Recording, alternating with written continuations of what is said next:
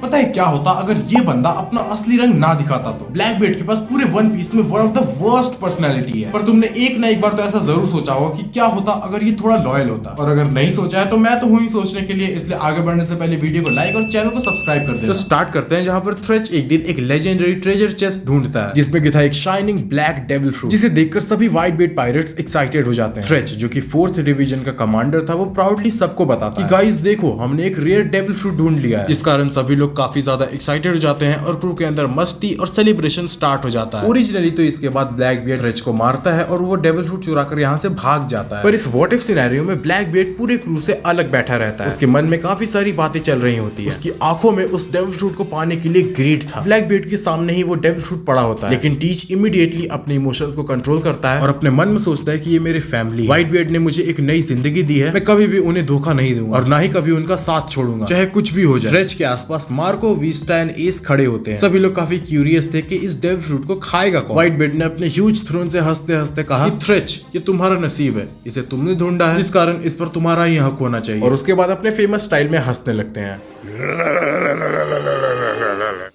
थ्रेच पहले तो थोड़ा नर्वस फील करता है, बट फिर वो खुशी से उस डेविल फ्रूट को खा जाता है। और जब वो अपने पावर्स को अनलॉक करता है, एक अजीब सा डार्क ऑरा उसके आसपास आ जाता है। थ्रेच को कुछ समझ नहीं आ रहा था कि अब करना क्या है। सभी क्रू मेंबर्स शॉक हो जाते हैं क्योंकि भाई यामी यामी नोमी की पावर्स नॉर्मल फ्रूट से बहुत अलग होती है। डार्कनेस एंड अब्सॉर्ब करने की एबिलिटी, प्रोबेबली इससे ग्रेविटी मैनिपुलेट भी किया जा सकता है। सबसे ज्यादा इंपॉर्टेंट दूसरे डेविल फ्रूट पावर्स को कैंसिल आउट करना। इमेजिन करो उस सीन को जहां पर पूरा डेक थोड़ा डार्क हो जाता है। थ्रेच अपने पावर्स को कंट्रोल करने की कोशिश करता है, पर जब ब्लैक बियर्ड इन सभी चीजों को देखता है, उसका माइंडसेट कंप्लीटली चेंज हो जाता है। इस मोमेंट पे ब्लैक बियर्ड के अंदर अब बैटल चालू हो जाता है। एक तरफ तो वो जानता है कि यामी यामी नोमी से वो अपने सपने को पूरा कर सकता है पायरेट किंग बनने का, पर दूसरी तरफ उसकी फैमिली खड़ी है जिन्होंने उसे एक लूजर से रिस्पेक्टेड पायरेट बना दिया है। और यहीं पर ब्लैक बियर्ड की लॉयल्टी जीत जाती है। टीच लंबी सांसें लेने लगता है और सोचता है मैं पायरेट किंग बनने का कोई दूसरा तरीका ढूंढ लूंगा जहां पर मुझे मेरे फैमिली को छोड़ना ना पड़े। यहीं से ब्लैक बियर्ड का पूरा कैरेक्टर आर्क ऑल्टरनेट डायरेक्शन में चला जाता है। ब्लैक बियर्ड अपनी डार्कनेस को अपने अंदर ही दबा लेता है, तो अब इसका इंपैक्ट क्रू के रिलेशन पर पड़ता है। इस मोमेंट के बाद ब्लैक बियर्ड का रिस्पेक्ट और लॉयल्टी अपने क्रू में और ज्यादा बढ़ जाता है। एस ब्लैक बियर्ड से अपने भाई की तरह प्यार करता है। मार्को और वीस्टा उसकी मैच्योरिटी को नोटिस करते हैं। एंड फिर सबसे important, white beard black beard की पीठ थपथपाकर कहते हैं कि बहुत अच्छे teach, family always comes first. Actually यहाँ पर ब्लैक बियर्ड अपने दिल की बात अपने सभी क्रूमेट से करता है। ये एक इमोशनल मूवमेंट बन जाता है जहाँ टीच की लॉयल्टी सील हो जाती है व्हाइट बियर्ड्स के साथ। ये एक छोटा सा डिसीजन पूरे समुद्र का तकदीर बदल देता है। अब सोचो, एस एकदम खुश है, अपने क्रूमेट्स के साथ है, थ्रेच भी जिंदा है, ब्लैक बियर्ड लॉयल बन चुका है, व्हाइट बियर्ड नहीं बट व्हाइट बियर्ड पायरेट्स अपने पीक पर है। पर व्हाइट बियर्ड को भी एक बहुत बड़ा चिंता था। उन्हें अच्छे से पता था उनकी बीमारी के बारे में। व्हाइट बियर्ड मन में सोचते हैं यहाँ पर सभी मेरे बेटे हैं, और आखिर में किसके हाथों में अपनी लेगेसी छोड़ूं। ओल्ड एज और हेल्थ प्रॉब्लम के कारण व्हाइट बियर्ड समझ गए थे कि उनके पास टाइम बहुत कम है और उन्हें अभी से ही अपना सक्सेसर चुन लेना चाहिए। इसके लिए सबसे परफेक्ट कैंडिडेट था पोर्कस डी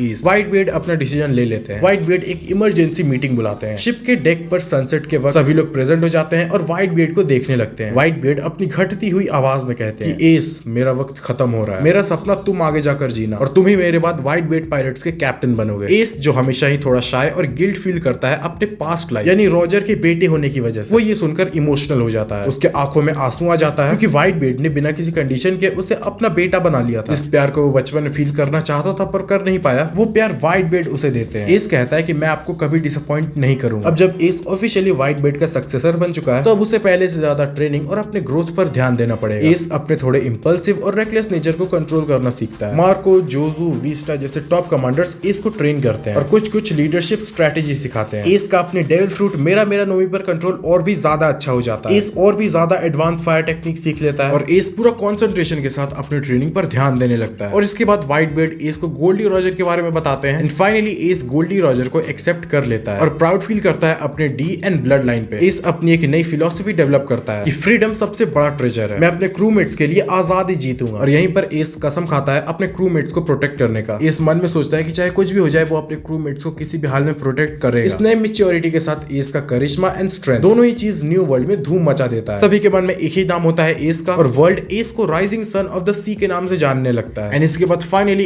एस ऑफिशियली कैप्टन बन जाता है। व्हाइट बियर्ड पीसफुली अपने कैप्टन की पोस्ट से रिटायर करते हैं एंड एस को मोबी डिक का कैप्टन बना देते हैं। कमांडर मार्को, जो जोजू, विस्टा जैसे लोग एस के लिए लॉयल बन जाते हैं एंड व्हाइट बेल्ट पायरेट्स का कंट्रोल और भी ज्यादा स्ट्रॉन्ग हो जाता है। और ब्लैक बेल्ट अभी तक तो बस एक माइनर कमांडर है, चुपचाप अपना न्यू प्रोफाइल मेंटेन करता है, न्यू अलायंस बनाता है माइनर पायरेट क्रू के साथ। पर एस की लीडरशिप में व्हाइट बेल्ट पायरेट्स का स्ट्रेंथ घटता नहीं बल्कि और ज्यादा बढ़ जाता है। काइडो एंड बिग मम जो कि व्हाइट बेल्ट के मरने के बाद टेरिटरी रेस में लग जाते हैं, इस बार वो लोग अपना ज्यादा डोमिनेंस क्रिएट नहीं कर पाते। फिर नेक्स्ट डे जब सभी व्हाइट बेल्ट पायरेट शिप में एंजॉय कर रहे थे, ऊपर से एक न्यूज़पेपर आता है जहां पर था एस का न्यू बाउंटी जो कि अब 2 बिलियन हो चुका था, जिसे देखकर सभी खुश होते हैं और पार्टी करते हैं। एस का नाम अब फायर फिस्ट से fire king of the new world हो चुका है। ब्लैक बेल्ट ये सभी चीज देख रहा है और वो अंदर ही अंदर काफी ज्यादा जल रहा है। उसके मन में फिर से कुछ गलत चीज आने लगता है पर वो खुद को कंट्रोल करता है। ब्लैक बेल्ट सोचता है कि ये भी मेरा भाई है, इसलिए इसके सक्सेस पर मुझे जलना नहीं चाहिए। ब्लैक बेल्ट एक नया प्लान बनाता है विदाउट बिट्रेयल। वो सोचता है कि अगर उसका एम्बिशन पूरा नहीं हो पाया तो वो क्या करे। ब्लैक बेल्ट अपना स्ट्रेटेजी प्लानिंग स्टार्ट करता है। वो सबसे पहले डिसाइड करता है कि वो पावर ग्रैब करे, पर हाँ वो फैमिली के रूल्स के अंदर ही रहेगा। ब्लैक बेल्ट सोचता है मैं भी अपना नाम अपने एक्शन से बनाऊंगा जिस तरह एस ने बनाया है। यहाँ पर हमें ब्लैक बेल्ट का भी पर्सनल ग्रोथ देखने को मिलता है। शायद ब्लैक बेल्ट सीक्रेटली कोई स्ट्रॉन्ग डेविल फ्रूट या फिर ट्रेजर के पीछे जाता है, लेकिन बिना अपने फैमिली को हार्म किए। ब्लैक बेल्ट इस यूनिवर्स में भी अपना डेविल फ्रूट हंट जारी रखता है। उसका सीक्रेट गोल था कि दुनिया का सबसे बड़ा ट्रेजर या फिर वो किसी अल्टीमेट डेविल फ्रूट को ढूंढे, वो भी बिना किसी को जान से मारे। ब्लैक बेल्ट का यहाँ पर और किसी का तो नहीं पता पर वो पेशेंस किंग जरूर बन जाता है। वो हर चीज धैर्य के साथ जारी रखता है। अब उसके अंदर जल्दी फेम पाने का लालच नहीं था, पर अब भी ब्लैक बेल्ट का गोल एक ही था। और भाई अब आता है न्यू वर्ल्ड के सबसे क्रिटिकल फेज पर, जहाँ व्हाइट बेल्ट पायरेट्स अपने पीक में होते हैं और ब्लैक बेल्ट एक लॉयल एंड वैल्यूएबल एसेट बन जाता है। इस अल्टरनेट रियलिटी में ब्लैक बेल्ट अपने अंदर के ग्रीड एंड एम्बिशंस को कंट्रोल कर लेता है। तो समझ आता है कि दुनिया में सबसे बड़ी पावर है ट्रस्ट एंड ब्रदरहुड। और अब भले ही व्हाइट बेल्ट बुढ़ापे में वीक हो चुके हैं और उनके आसपास मार्को, जोजू, विस्टा और ब्लैक बेल्ट होते ही, पर शिप में ब्लैक बेल्ट का रोल क्या होगा? ईच काफी अच्छा स्ट्रेटेजिक एडवाइजर था। वो मार्को एंड एस को काफी अच्छा स्ट्रेटेजिक एडवाइस देता था। उसका deep knowledge on devil fruit, pirates and world government के सीक्रेट। व्हाइट बेल्ट पायरेट्स को काफी ज्यादा इंफॉर्मेशन मिलता है। ईच जो पहले बहुत सेल्फिश लगता था, अब वो अपनी पूरी लॉयल्टी के साथ व्हाइट बेल्ट के सपने को पूरे करने में लग जाता है। White belt pirates new world में अपना मोनोपोली एक्सपैंड करते हैं। वो लोग शैंक्स के साथ एक पीसफुल अलायंस क्रिएट करते हैं। काइडो एंड बिग मम पर स्ट्रेटेजिक प्रेशर क्रिएट करते हैं। रेवोल्यूशनरीज जैसे ड्रैगन के साथ एक साइलेंट अलायंस बनाते हैं। ब्लैक बेल्ट अब एस के साथ मिशंस पर जाता है और सभी को शॉक्ड कर देता है। एक मिशन में जब एस का इनकाउंटर होता है, काइडो के कमांडर जैक एस पर एक काफी डेंजरस अटैक करता है और ब्लैक बेल्ट अपनी जान को दांव पे लगाकर एस को बचा लेता है। उस दिन से टीच एस के लिए एक भाई जैसा बन जाता है। जहां न्यू वर्ल्ड में हर जगह पॉलिटिक्स एंड बिट्रेयल चल रही होती है, वहीं व्हाइट बेल्ट पायरेट्स एक साथ यूनाइटेड रहते हैं। हर मेजर आइलैंड को फ्री कराते हैं, जिस कारण पब्लिक में ब्लैक बेल्ट का भी नाम काफी पॉपुलर हो चुका था। ब्लैक बेल्ट को लोग अब डार्क एम्परर कहने लगे हैं, जिस कारण धीरे धीरे टीच के अंदर का डार्कनेस खत्म होता जा रहा था। जहां पहले टीच खुद को जबरदस्ती रोकता था गलत काम करने से, धीरे धीरे वो नेचुरली ही अच्छा बनता जा रहा था। और टीच का गोल किंग ऑफ पायरेट बनने से हटकर अपने फैमिली के साथ ज्यादा से ज्यादा समय बिताना हो गया। और इसी वक्त लूफी भी पायरेट वर्ल्ड में अपना एक बहुत बड़ा नाम बना लेता है। जब लूफी एंड एस का रियूनियन होता है, दोनों इमोशनल हो जाते हैं। एस व्हाइट बेल्ट पायरेट्स का कैप्टन बन चुका था, ये जानकर लूफी काफी खुश होता है। एस एंड स्ट्रॉ हैट्स का अलायंस क्रिएट होता है। लूफी का सपना अब भी वन पीस ही है, पर अभी एस ज्यादा से ज्यादा टेरिटरी सिक्योर करना चाहता है बिग मॉम एंड काइडो से। लूफी भी वानो जा रहा था काइडो से लड़ते, दोनों रियलाइज करते हैं कि इनका एनिमी सेम है, तो ये लोग अपना अलायंस बनाकर चल देते हैं वानो। और इमेजिन करो वो मूवमेंट, एक बड़े से शिप में जहां पर सभी लोग पार्टी कर रहे हैं और लूफी एंड एस एक साथ ट्रैवल कर रहे हैं। और वानो आर्क में जाने से पहले ही साबो, एस एंड लूफी का रियूनियन होता है। एस एंड लूफी साबो को देखकर बहुत ज्यादा खुश होते हैं और तीनों भाई अपने अपने लाइफ में काफी अच्छा कर रहे थे। और एक्चुअली साबो का भी मिशन था वानो में काइडो के रूल को खत्म करने का, तो तीनों भाई चल देते हैं काइडो से लड़ने। रियल टाइमलाइन में काइडो के साथ फाइनल बैटल लूफी ने अकेले किया था, पर इस बार ये काइडो वर्सेस तीनों भाई की फाइट होगी। यहाँ सभी लोग अपने अपने फील्ड के मास्टर हो चुके हैं और इन लोगों ने next level hockey mastery achieve कर लिया है। इस कारण ये लोग काइडो को हराकर वानो को फ्री करते हैं। फिर इसके बाद straw hats and white belt pirates का अलायंस ब्रेक होता है, क्योंकि अब शुरू होता है वन पीस का हंट। दोनों भाई चाहते थे किंग ऑफ द पायरेट बनना, और यहाँ पर ब्लैक बेल्ट का पूरा कैरेक्टर आर्क चेंज ही हो जाता है। जो आदमी रियल टाइमलाइन में सबसे बड़ा धोखेबाज है, यहाँ पर वो अपनी दिलो जान से कोशिश करता है एस को पायरेट किंग बनाने के लिए। ये ब्लैक बेल्ट रियल वाले की तरह कोई भगोड़ा नहीं है और अपने डेविल फ्रूट पर नहीं बल्कि हाकी पर डिपेंडेंट रहता है। और इसी तरह अगर ब्लैक बेल्ट एक लॉयल क्रूमेट होता है तो वन पीस का पूरा स्टोरी ही चेंज हो जाता है। और एक तरह से देखा जाए तो स्पॉटलाइट लूफी से एस में शिफ्ट हो जाता है। एनीवेज कमेंट्स में बताना स्टोरी कैसा लगा, और अगर पसंद आया होगा तो वीडियो को लाइक करना मत भूलना।